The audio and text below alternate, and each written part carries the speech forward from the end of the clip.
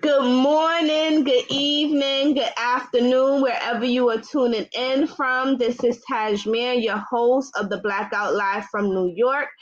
And the purpose of this segment is to celebrate Black folks across the diaspora and to have an open dialogue about Black economics, how we reimagine trends in business, and explore the magic that we have. Today, we have a super special guest who has been like a second mom to me over many, many, many years, and someone that I call on as one of my, prayer warriors when I really need to get some discernment.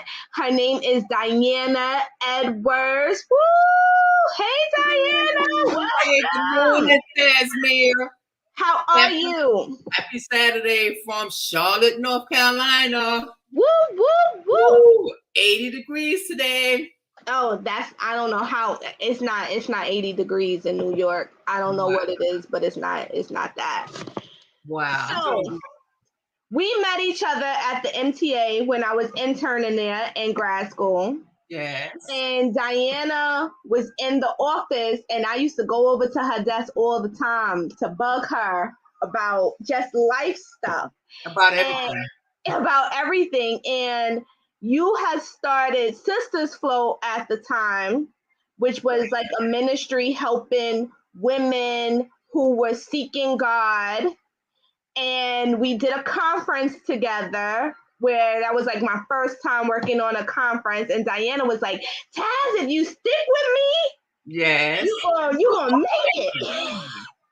Yes. And now all these years later, we have stayed in each other's lives for such a long time.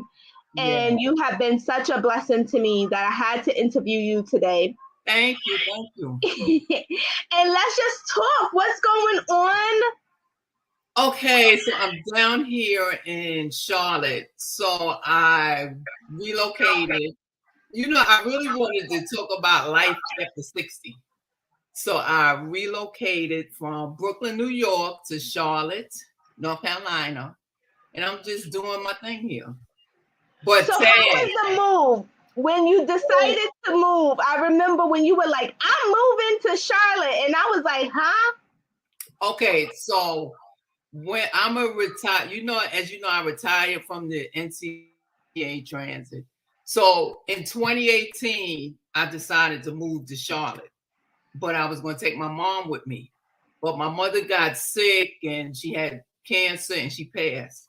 So I decided, well, I might as well, it's a reason I might as well stay in New York. So last year during the coronavirus, as everybody was, we were contemplating our lives and, oh no, I can't live like this. So I decided I'm going to look around in Charlotte and move. I was just ready to move. So I got in my car. I drove down here. I found a spot within a week. They told me I could move. I drove back up to New York, emptied out my place, and I'm here. I remember that time because I was like, huh? What's happening? When it's not, I'm a firm believer as I don't want to have no regrets. I'll be 60 years old next year. I don't want to live a life of regret. So I'm going to try something once. So if it didn't work out, I'll move down here. If it's not working out, I'll find someplace else to go. But also, you're so spiritually grounded, though. Yes. So that gives you like a whole nother armor of risk taking because you're like, I prayed about it. This is what I feel like I need to do. And there was no way that any of us were going to keep you in New York because you were just like, nah, I got to go. Sometimes, as you said, I consider myself spiritually grounded, but I've been in this walk a long time. And it took a long time for me to get this place. But when I feel that it's time that God is telling me to move, I'm going to move. I'm going to trust him enough to move because he has it, all in control. So I'm not going to sit here and look for the future and try to figure out what's going to happen to me. in 5 years, because as we see with coronavirus, we might not be here in the next 5 years. So I decided to take a chance. Life is about taking chances. I tried, Taz, which you call your brothers. I have 2 sons, and their whole life is taking chances, which my youngest son just took a chance and left Brooklyn and moved to Chicago. So it's all about taking chances. Yeah, but you definitely have always told me, like, Taz, pray about it, see what God has to say, and just move in that direction. It don't matter if nobody else think it makes sense, right? But that is so hard to find people that really walk that walk, because people have all these different affirmations that we talk about. Yeah. And I remember when I was at the NTA, I was reading this book, and this lady was putting all this stuff, these like affirmations in these plants. And so I thought I was doing something major. So I come back into the office and I'm like, Diana, I got a prayer plant. And you were like, a what? I'm a funny set off, and I told you that plant is telling you, please stop putting this paper in me and water me, because we tend to look to other attributes instead of going to the Lord. So we say, this, put it in the prayer plan. God says you don't need a prayer plan. You need me. So I have to tell you that. Yeah, and then after that, definitely started, delivering my prayers and my hopes and my dreams and my fears. And in that time, Diana was there like right after grad school, and I was having a hard time finding a job. It was like hard. And I kept seeing all these other people around me were getting jobs, and we knew I was smarter than these people. We were like, wait, why can't I find a job? What's going on? And you kind of kept me at, Taz, it's going to be your time. Whenever it's your time, it's going to be your time. Don't get nervous. Don't pay attention to what you don't have. Don't pay attention to what other people have. Just focus on what you have to do to get to where you think you want to go, because where you think you want to go might not even be where you're really supposed to be at, for real, right? Yeah. But that was such a hard moment for me, because I felt like I was constantly getting the short end of the stick. And you kept redirecting me to like praying about it. And I was frustrated, and I was kind of praying, but I was also frustrated. And I was also jealous of what I thought other people were doing. And I felt like they were getting all these opportunities, and I was kind of like still stuck in the same place. And I didn't really know what my place was going to be, or who I was going to be, or what I wanted to do. And that was around like almost every aspect of my life. Diana was like, do you want to get married? I was like, I don't know. I'm confused. I don't know what that looks like. Where do you want to live? I don't know. I'm in New York. I was like so confused at that time around what to do, how to do, where to go. And I remember we worked on that conference together. Mm-hmm. And that was like, Diana has always been really bold. We were like, okay, we're going to do this conference. And we didn't even know how many people were going to show up. No. We had to stop selling tickets. Remember, we had to stop selling tickets. We were like, okay, we're going to find out how much it costs. Mm-hmm. And we didn't have any money set aside for this particular conference at all. It was just like, this was something that Diana felt was on her heart to do and to impact, when we didn't have no speakers, we didn't have no program. We just had like literally an idea. Remember, Taz, we didn't even have a date. And I said, all of us need to pray. And we all came up with the same date. Yep. So you see the power of God working. And I think that was like not one of my first times, but that was like definitely a pivotal moment in when you're following what your path is, even if no one else understands what it is, but if you lean into your faith, a lot of things can happen. And this was really interesting to see because so many women came out.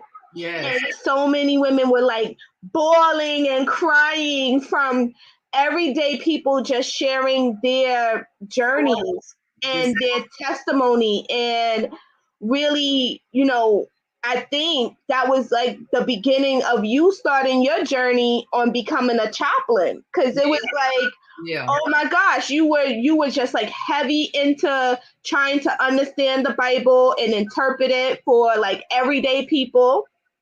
And it was really, really, really great to see also your journey change over time. My journey was changing. I was walking into whoever I was going to be. I didn't even know what that was.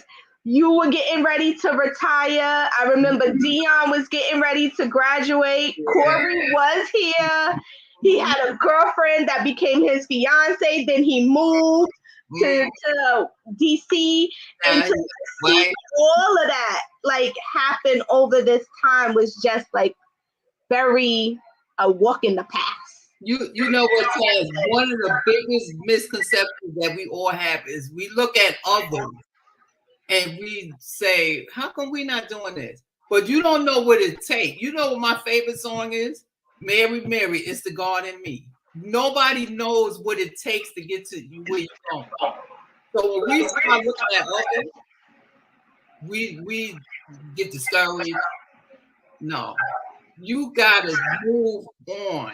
You just gotta keep moving on. So I was trying to show you. So what a lot of people don't know, I was a party promoter too. If you could write a book on my life, I was a party promoter, and I used to deal with a lot of celebrities and big time. But always in my head, God was saying, "You're not doing the right thing. You're not doing. You leading people down the wrong lane." So once I decided, to lead people the right way, that's how I was moving. So all of that party experience and promotion experience came this way, which is great. But also, you were always like an entrepreneur. Yes. Even though you had your full-time job at the NTA, you were always, and people followed you, right? People were like coming to you for advice, to just like hang out.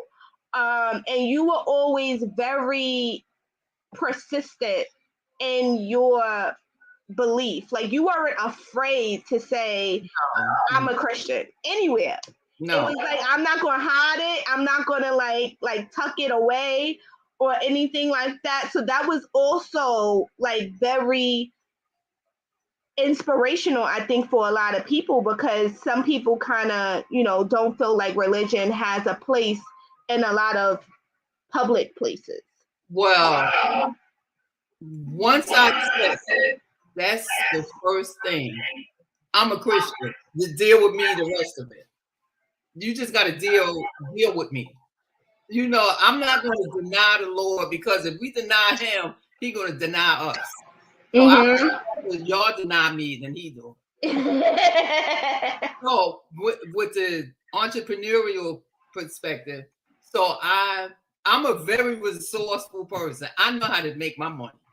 Let me tell you something. As a matter of fact, I'm retired and I'm here in Charlotte, and somebody said, "You want to make some money working at the IRS?" I said, "Sure." So I'm working at the IRS right now for a month. But when I started praying, I said, "Lord, I want to get a business where it will honor you, and I can let people know that I'm a Christian, but I want to make money. It's all about making money." And he gave me this idea to do T-shirts, and they were empowering. So they're not all Christian T-shirts, but they positive. So when I started making some T-shirts, he opened the doors, because I was invited to Bronx Week, and I was saying, I'm not even a Bronx resident. I was invited to do big fit. So me as a first time vendor was able to do Brooklyn, Atlantic Antic, all of the big major, what do you say, venues. I was able to get in there. So once you ask the Lord, Lord, help me out, and He opened the doors for me. I even got a little business down here in Charlotte. You won't believe this, but when they had, I was here for Juneteenth celebration, and I went to a block party. And in my mind, I said, let me make a couple of T-shirts and sell them. And I sold out, and that started my business down here. So once, Taz, I always try to tell you, give it to the Lord first. God, what should I do? What should I do? And He'll open the doors and lead the way.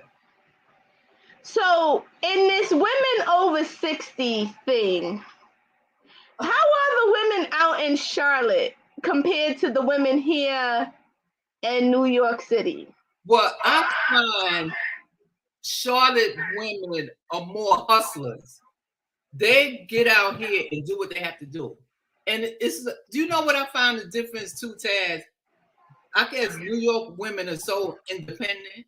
Most women that I meet down here, they married, you know, they got a family, they take care of their family, and they out here hustling 2 and 3 jobs because it's getting expensive here. And you know, I have to humble myself. I don't tell them, look, I'm getting a pension check, because I do get paid every month, right?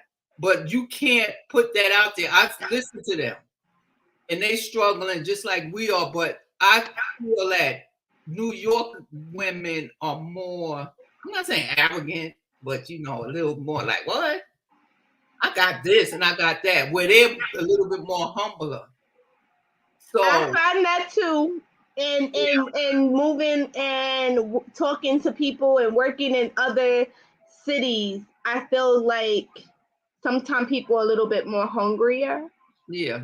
And I feel like they're a little bit more open to I wouldn't even say feedback, but I would say conversation.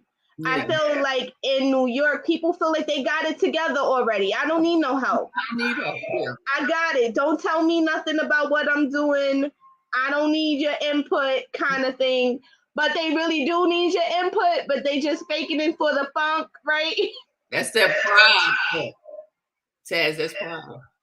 I don't need to answer. But you know me, Taz, I will ask anybody. Should I do this? What should I do? Can you help me? So that's one of the biggest, for as a Black woman, that's one of the biggest things, our pride. We too proud to say we doing bad. We too proud. So I even have a couple of women, they want to start a little something down here with me. And I was trying to explain finances to them. How you got to get your credit score up. Because I met like 3 women and they want to buy houses down here, but your credit score is in the 500s. It's no way. You gonna pay, if I pay 2% interest rate, you paying 20%. So I'm down here trying to tell them, because a lot of people tend to look up to me. I don't know why. If you know my story, look, I got a lot of issues, but you know, but I get it where people don't, if you're not taught, Taz, I always told you that. If you're not taught something, you don't know. Mm-hmm. So if I hear you asking me, oh, I want to get a house, how did you get it? Because I got a new car, you know, God bless me with a new car. How do you get that? I explained how I got my credit score up. Once you have your credit score, once your finances in order, then you rule the game. So I'm trying to explain to them, yo, pay your bills. Just pay your bills. Pay your bills, and you can get a far loan. You can get a loan. Now, I want to talk about, you went back to school to study. How was that, like going back to school? Okay, so my oldest son is 37 and my youngest son is 31. So when they were in college, I went to college. So that was my intention, to graduate. When my oldest son graduated, I'm gonna graduate. But life happened. So when my youngest son went to college, I started back college again. And that was my intention. I'm going to graduate with him. And then life happened. So now the running joke in my family is like, oh, with your grandkids, you're going to be graduating with your grandkids. So I said, I really wanted to finish my degree because I've been to college. I have so many credits. I even been to seminary school, but I never finished. Every time something happened, something happened. So I decided I'm going back to college. So I went to college, which was, the adults go at night. So I went in the morning with the 18-year-old who can be my grandchildren. And how was that? How was that experience? God is so good because they start calling me Mom. Oh, we got Mom. I have so many sons now from the college. But I just so happen, and I'm not bragging, but I just so happen to have a 4.0 average. And the professors were, especially my English, because Taz, I love writing. So my English professor wanted to mentor me on the side because I told him I did a little devotional, self-published. So they would come to me, meet me in the library, meet me here so I can help them. They would call me. I had told one young man, he texted me about 11:30 at night, you up? I'm like, you sounded like this is a booty call, not a educational call. So I had to check them. But so God had really put me in there to mentor these young men. It was a lot of young men, which one, he started his own, he was just like you, Taz, and he started his own audio production company because I had that too, and I had all that equipment. And he just moved to Dallas. And as he was driving through, he called me. And I said, no, you too far over. Keep going. Because he wanted to stop in. But I speak to him. So I didn't finish because of coronavirus, because I'm not an online person. So I couldn't grasp the whole, I'm going to do a whole semester. I'm not paying for 2 semesters online. So, I've just put it on hold. I withdrew and put it on hold. But I'm going to get my degree. I'm going to get my degree. I believe it. If that's what it takes. So, but besides that, I met a young man in there whose uncle is the head of the United States chaplaincy for the Supreme Court. And he shared with his uncle, oh my God, you got to call. She's like my mother, Diana. I think she would be a great chaplain. So they called me and I took a couple of chaplaincy classes when I was in seminary, but I never went with it. Because I know you had to have a master's degree and this and that. So Taz, that worked out where the uncle was like, oh my God, I want you on our team. So now I'm a chaplain. I took the classes. I'm a chaplain and they want me to open up a program down here in Charlotte. So and this is all women turning 60 or in their 60s, and you are still moving. You know what, my son, when I told Corey I'm getting ready to retire, he said, well, what you going to do? And he, in the next breath, he said, oh, I forgot who I was talking to. I'm not going to lay down and die. So I don't believe turning 60, you're supposed to lay down and die. It's too much work. I will work to the end. I'm going to work. If that means, mentoring people, because I have a heart for mentoring. I have mentored you. I got so many people that call me, but I have a heart. I hate to see people that are lost because there's always a road to go. So I will try till my dying breath, try to help somebody out. Yeah, we have a comment here. Mentorship is important. Yes, it is. Yes, it is. And I like to relate that back to this village concept, because I was just talking to I have to say my birth mom, because I have so many moms, as you know. I think my mom was a surrogate mom to so many people. But it's so interesting that she understood that she didn't have all the tools to give me everything that I needed or answer all the questions that I had about different things, that she allows me to make other motherly connections with other people. And that is so unexpected. You were there at the virtual baby shower. I had like how many mamas in like 10 in the joint?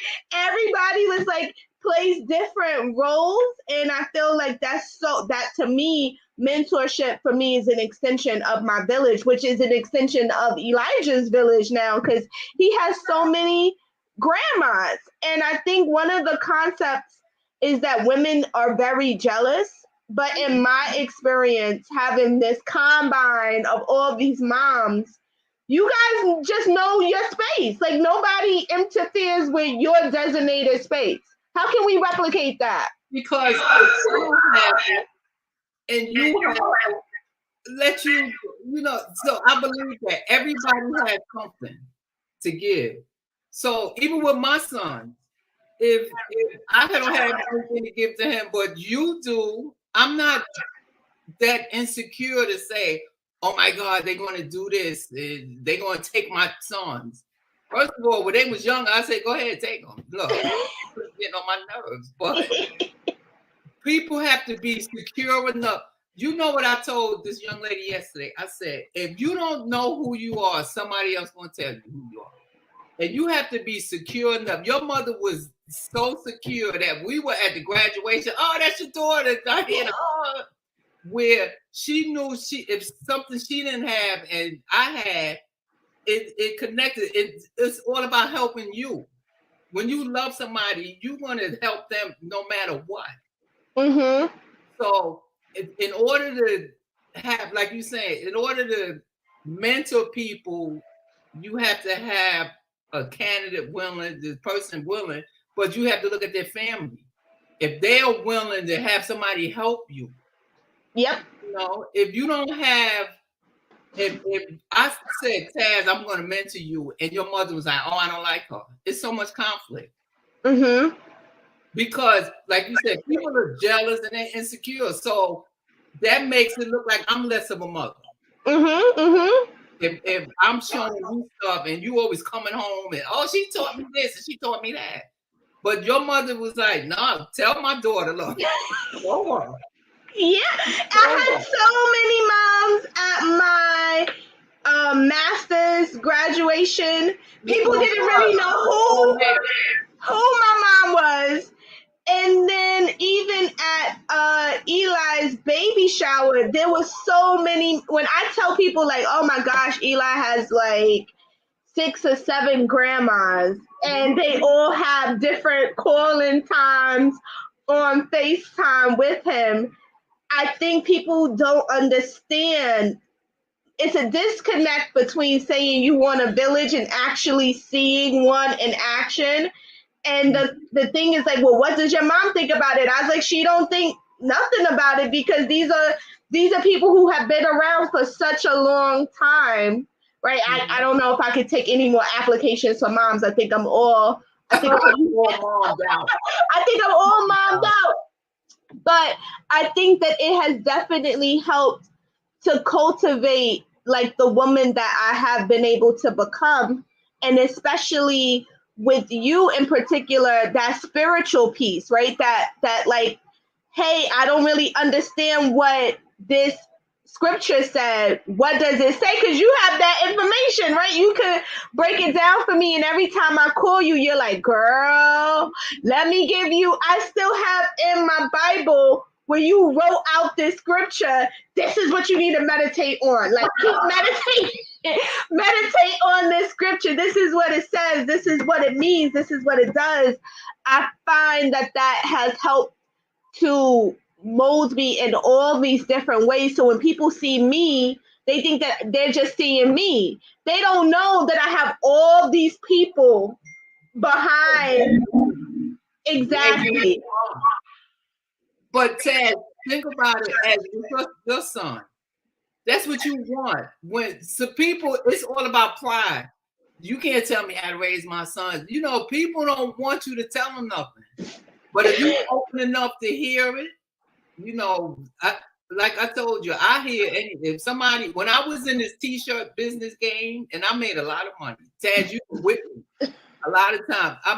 But I wasn't so stuck with, oh no, if another vendor said, you should do it this way, I did it that way. You know, let me try it out. Because a lot of people will give you advice that you definitely shouldn't take. I know, and I even call you, Diana.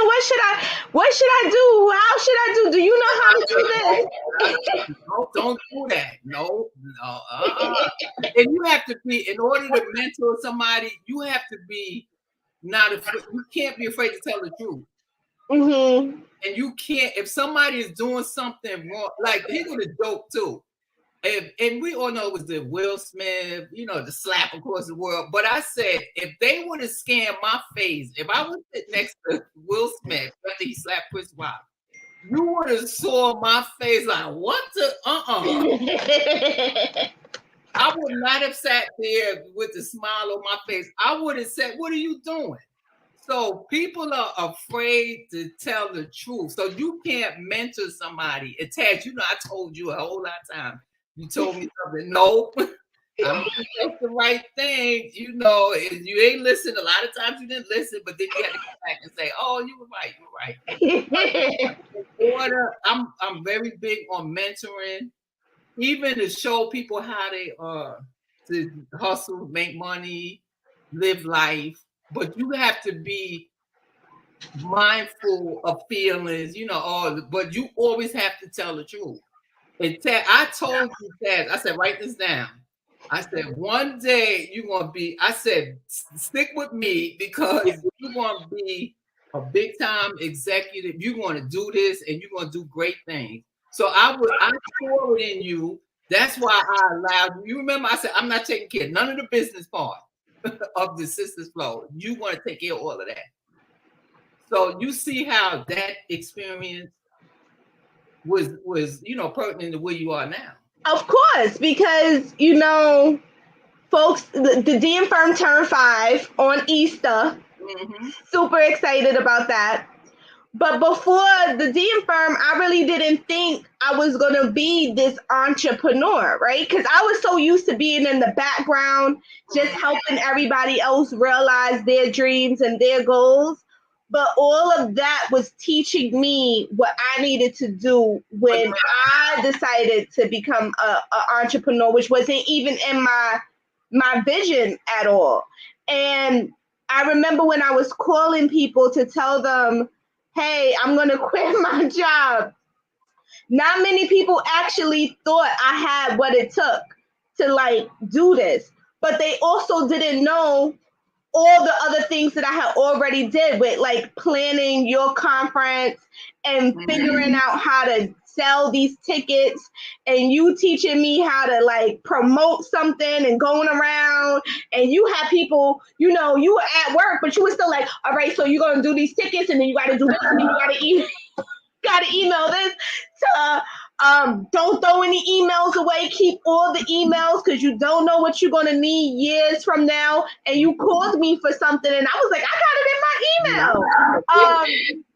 But all of those tools definitely helped me when I decided to start the DM firm. And to be honest, part of being an entrepreneur that people don't talk about is that you have to lean a lot on your faith. Yeah, it is really unpredictable.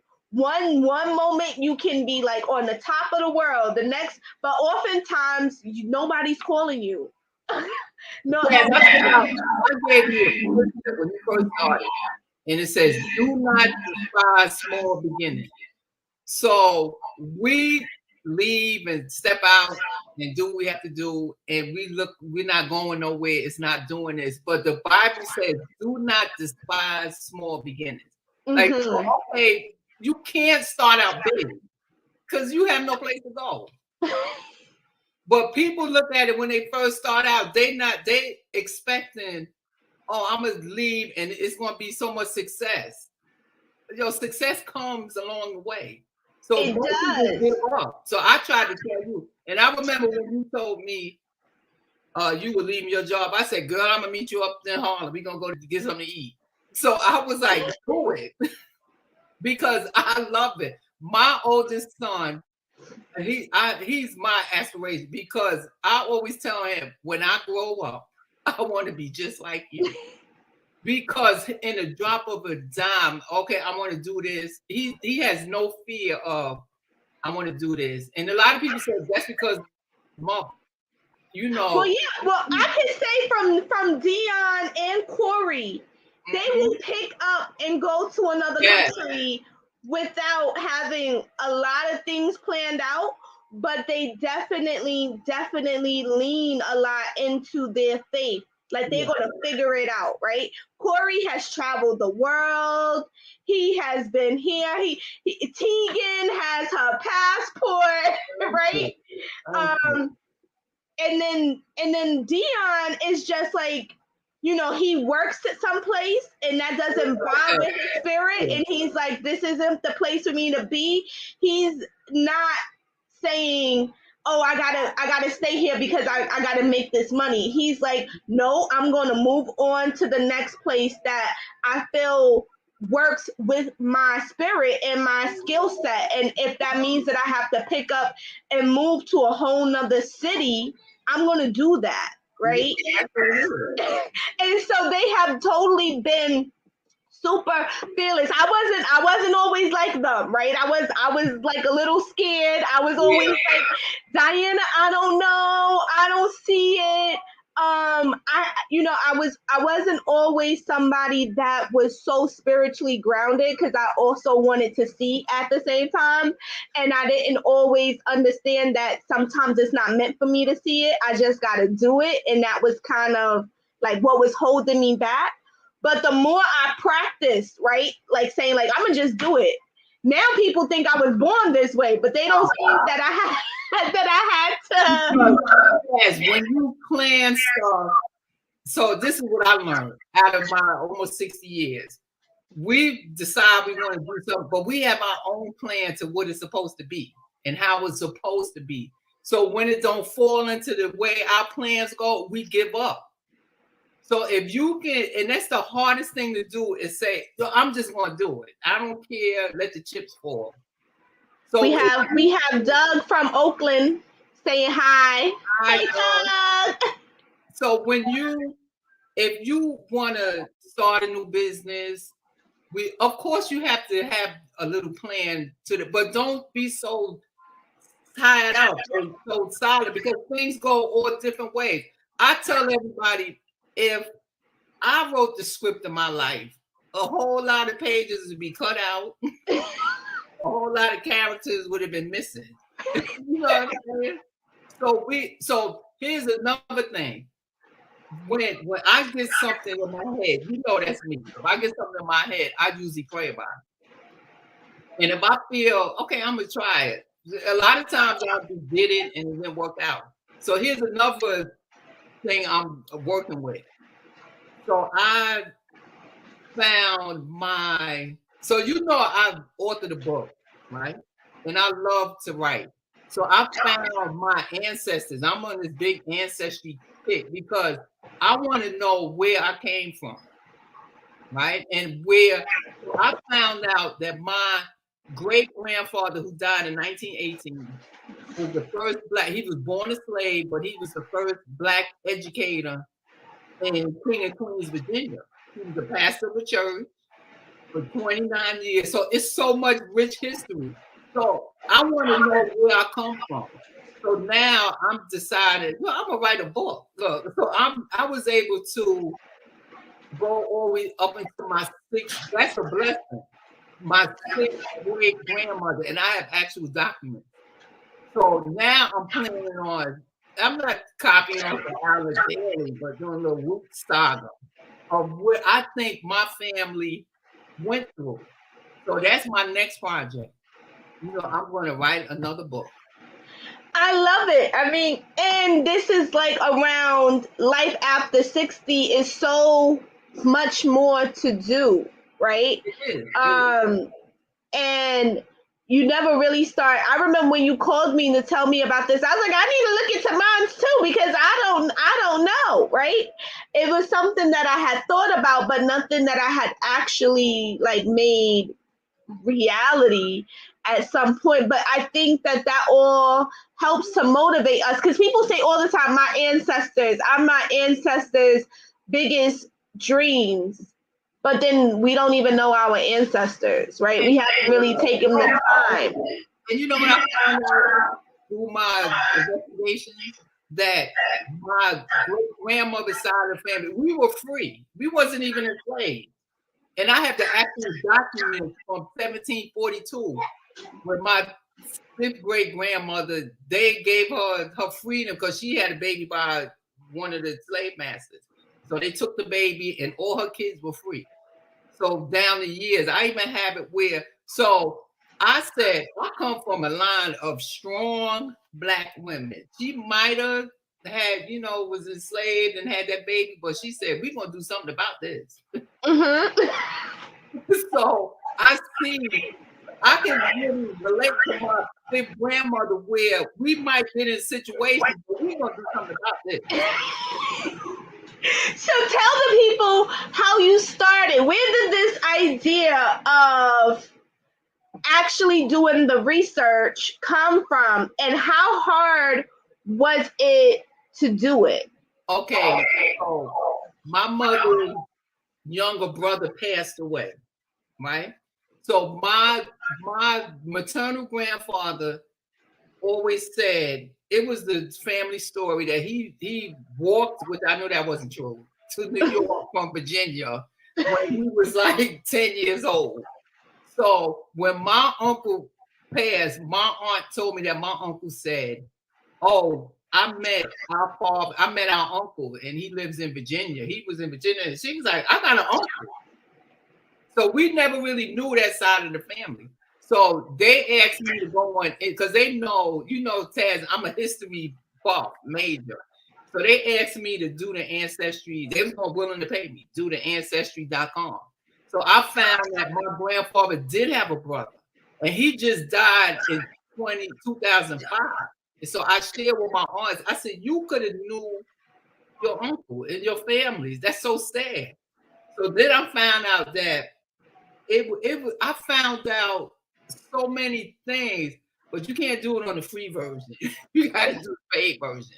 So the flip side is two of my cousins, they were in high school. They about my age. They were doing a family project for high school, and it took them like 30 years to get all our information, but they sent it to me.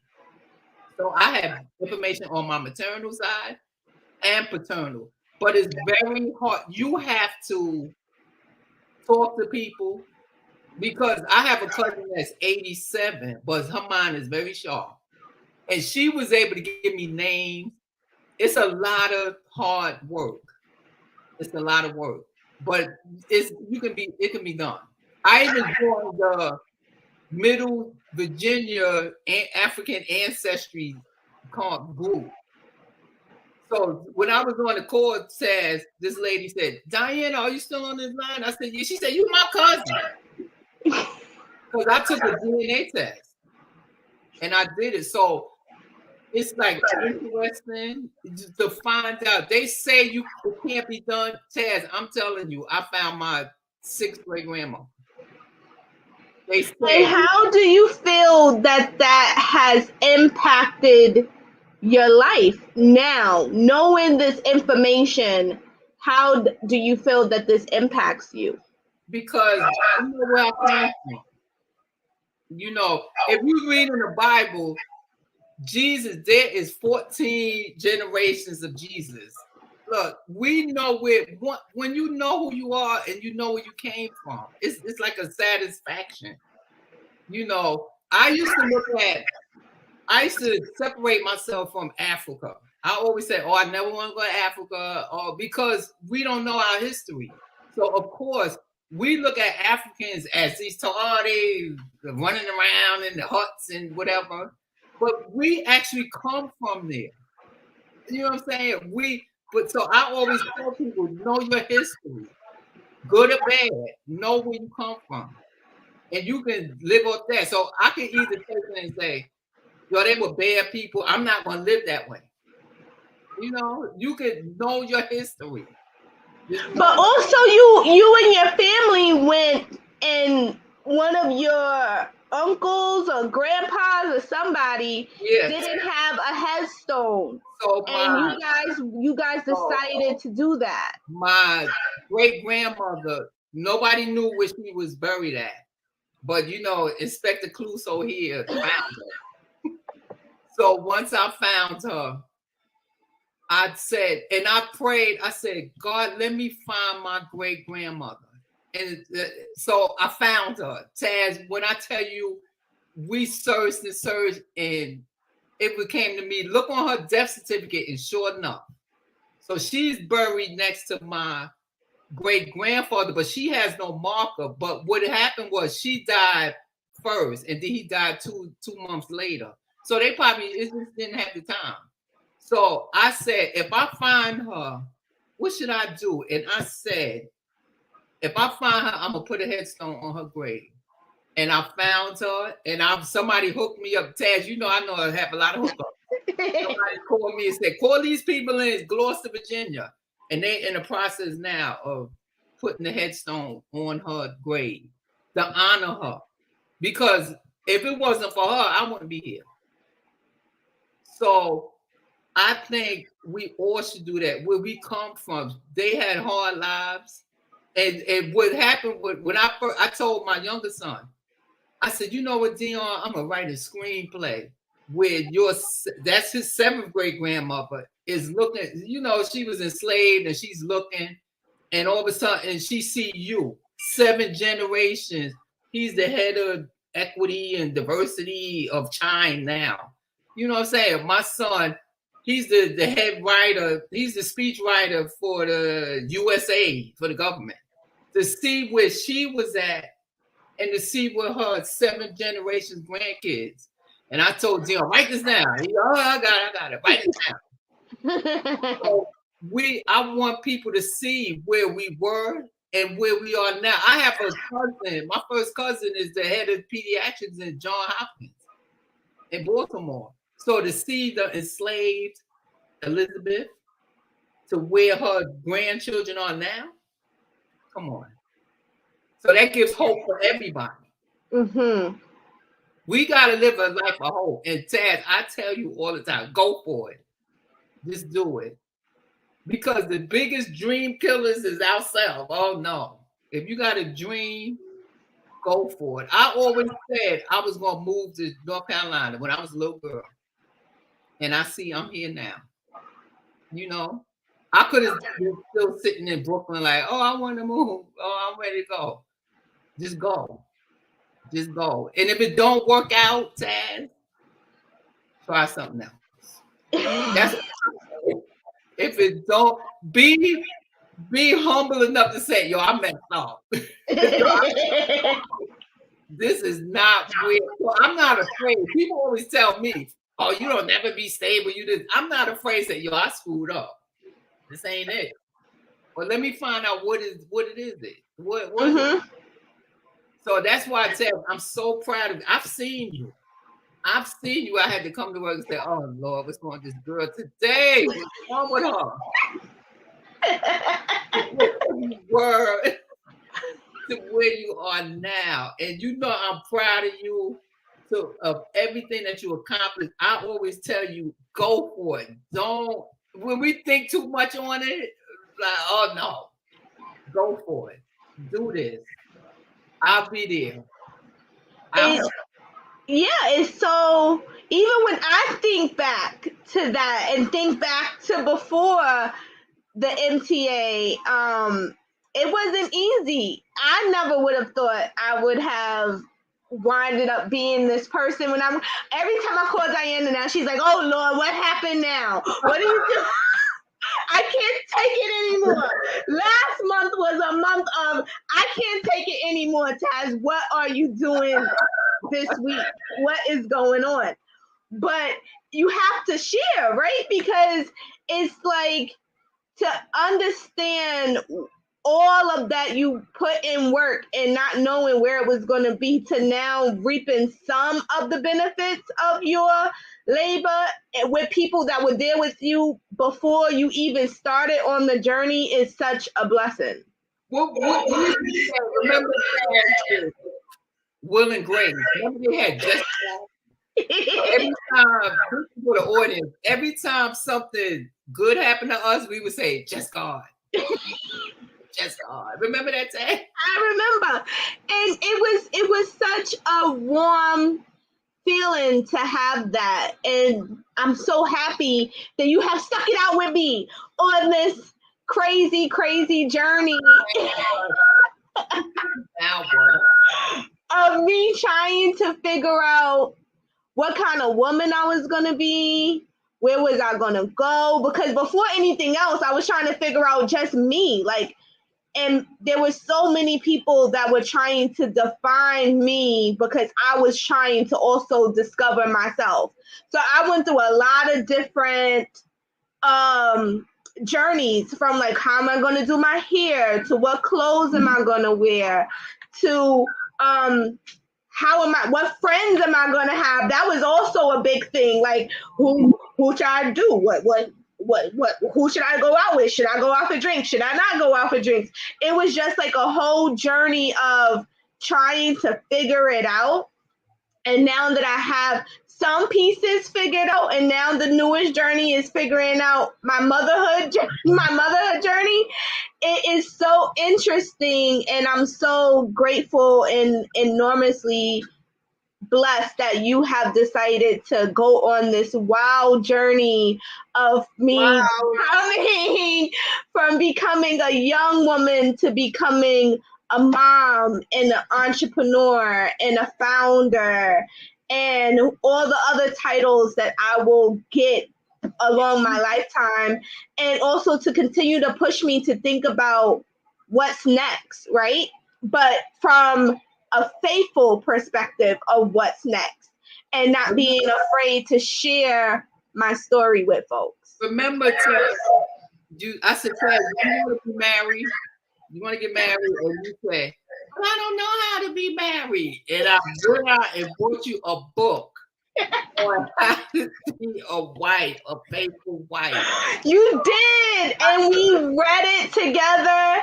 And you were like, okay, Chaz, because most people have this story of like, I don't really know how to be a wife, or I don't know how to be a husband because my parents aren't married, or my friends haven't gotten married. And even though sometimes your friends get married, that's not necessarily the model you want to replicate.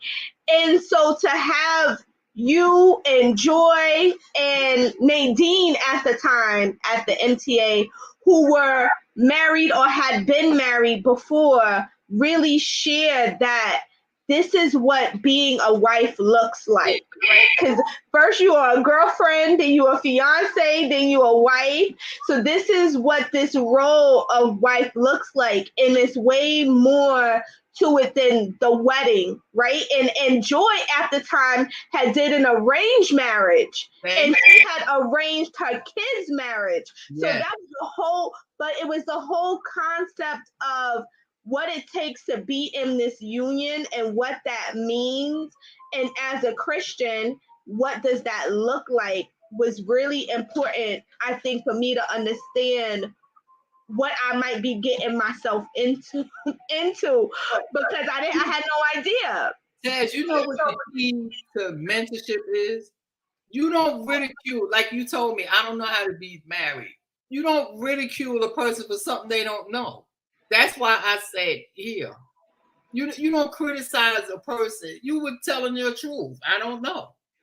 So if you don't know, I know, I'm supposed to tell you, and show you. So the sad thing is, a lot of people can't mentor. And I have a heart for mentoring young ladies. I got to tell you everything that I know. Look, that I know this good, bad, this is going to happen, this is not going to happen. This is this. But if you're not willing to share, some people don't want to share the wisdom because they don't want them to grow over them. Oh, they're gonna know more than me. It's enough for everybody. Mm-hmm. You know, so if I know something, that's why I expect if somebody knows something, why can't you tell me? That is completely true. I feel like that, along with, you know, getting my first apartment, was a big deal for us. For me having my first real job. I remember what you had in the middle of the floor. I remember. I grew up, right? And so it is very, very interesting to just see the development. And I really would like for us to pour into each other a little bit more. And I also, you know, I have all these mentors and a million moms, and my team, my squad is always there. Don't make me have to call any of them because they will come running. But I feel like it's immensely important for us to do that, and I'm always hopeful that I make you guys proud, because whether people know that you are there, I know that you are there because I just called you a few days ago. Diana, what do I do about this? How do I do this? What do you think? And you don't always have to be the most educated, right? That's another thing that I think people feel like I can't help because I'm not the most educated, and that doesn't matter because I learned so much from you about being a Christian, how to carry friendships, how to be okay with friendships growing and not trying to hold on to people that might not need to go to the next level, but you're so afraid. And I watched you transition friendships that I was like, oh, that's how you do it? Oh, okay. To dating, to serious relationships, to having children. It has been great to just watch you even move to Charlotte. I'm out. Yeah, because you shocked me. I was holding the phone like, wait, you doing? I don't got enough time to come over. I was trying to figure out how to get over there.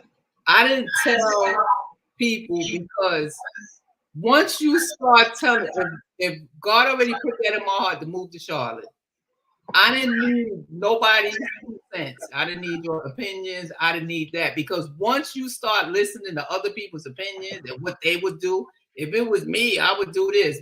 So what I did was I packed up. I told my children, I think I told you, and told my aunts, and I left. Then I put it out. I'm living in Charlotte now because if I would have listened, that's one of the things too.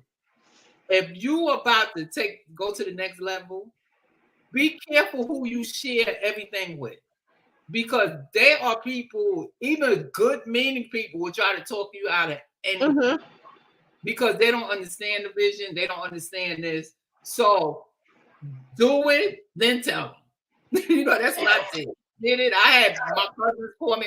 I don't believe you didn't tell me. I'm telling you now. And Dion did a similar thing just a few months ago.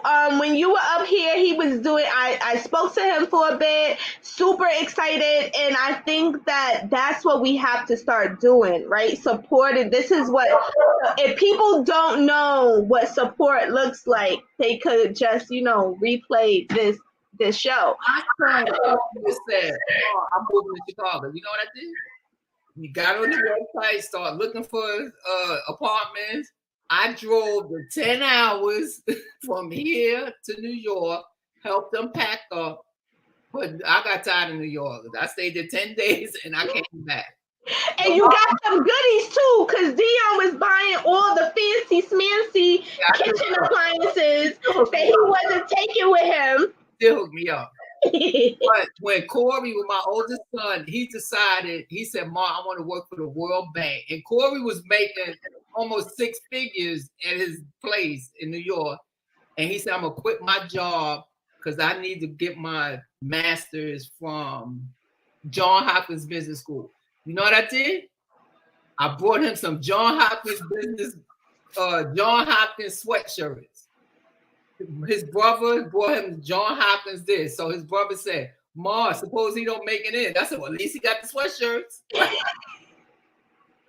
And my son, so I didn't say, oh no, we encouraged him. He made it. Not only did Corey get his master's of his MBA, he was the head of in John Hopkins in Washington, mind. He was the head of the Black whatever. They did the Trayvon Martin sit-ins. He did a lot while he was there. I didn't just tell him, no, if you want to go, all right, I gave you that. Here's your shirt. This is what you need to look forward to. So we got to encourage others. We have to encourage others. If they want to do it, don't be like, oh, if I was you, because that's the biggest drawback. If I was you, but you are not me. You are not me. So I feel that, and this is for anybody listening, if somebody has a dream or vision, even if you don't agree with it, talk a good game. Oh yeah, you can make it. In your mind, you might be saying, I don't think it's gonna work out. But don't tell them that. Let them tell you it didn't work out. Because I don't want to be the one where my children were sitting back in Brooklyn 50 years from now saying, my mother said, if she would have told me this, I could have did this. I don't want to be the one to hold anybody back. So that's my advice to anybody. If somebody has a business they want to share, if somebody has anything, implement this, that, listen to them. Do my famous, okay, yeah, you can do that. Okay, listen to them. Don't in your mind. They used to have a commercial said, never let them see you sweat. I go home and say, yo, why are they doing that? But I'm not going to tell you. I want you to come back and tell me, yo, that ain't work out. Then I might give you a little, maybe you should have did it this way. So if anybody has I'm a firm believer. Like I said, I'll be 60 years old. I can't wait till I get my Social Security too. Who knows where I'm gonna be at in the next 2 years? I'm not saying Charlotte is the place. I'm opening myself up enough to say, God, whatever. But I know, hope he don't tell me to move back to New York, because I do not want to come back.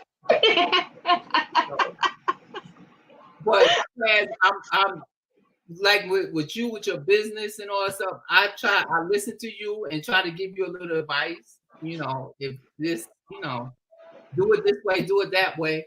But I'm not going to say, no, Taz, don't do this, don't do that. Because who am I?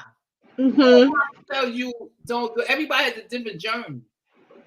Everybody. So I just want everybody on the listening ear to say, if somebody has a dream, vision, anything they trying to do, don't beat it down. You can beat it down in your own self. Look, go home and say they stupid. I would never do that. But don't tell them that. One thing I never told my children was, you're stupid. I never told them stupid. Oh, you stupid. You shouldn't do this. Never. Because I don't want nobody calling me stupid. Mm-hmm. Because I'm not stupid. I'm very intelligent. I might do stupid things. But my whole essence is not stupidity. But I believe you always have to encourage people and lift people up.